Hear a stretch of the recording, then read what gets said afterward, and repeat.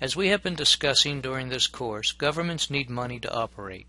However, it is just not a matter of preparing budgets and taxing its citizens. Governments need to be solvent. In other words, it must be able to meet its financial obligations. These obligations are generally bondholders and creditors. Governments do this through a balance of cash management, risk management, procurement, cutback management, and debt management.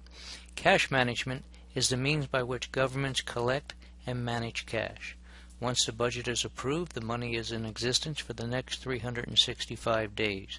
Government leaders often invest this money in short-term certificates of deposit, or the best rates financial institutions will offer to have the access to this cash for a year. Government leaders must also keep watch on the monies available, the money spent each month in the cash management process.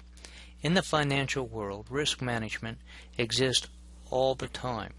In government, it is much more constrained as the options are limited to investing the taxpayers' money. Local governments are seldom involved with risk management situations. However, larger governments, such as state governments, are. For example, the state of Florida has a board that oversees and makes decisions on the state's retirement fund. This can be risky, as it is heavily involved in the stock market.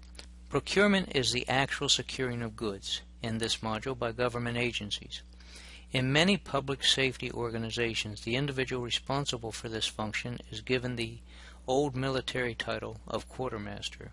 This is the individual responsible for purchasing with the organization and ensuring the purchased goods are distributed properly to the agency's personnel. There are times government organizations find themselves in a financial pinch due to a lack of revenues or emergencies that have occurred during the year. A hurricane is a good example for public safety organizations. This may result in the organization needing to reduce certain activities it generally performs. The term is called cutback management. In the more drastic sense, it could mean a reduction of personnel.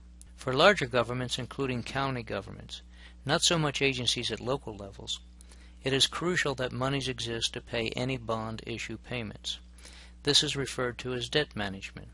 Decisions by government leaders as to how far a government will go into a debt can affect the government's bond ratings and is an important part of the decision-making process in debt management.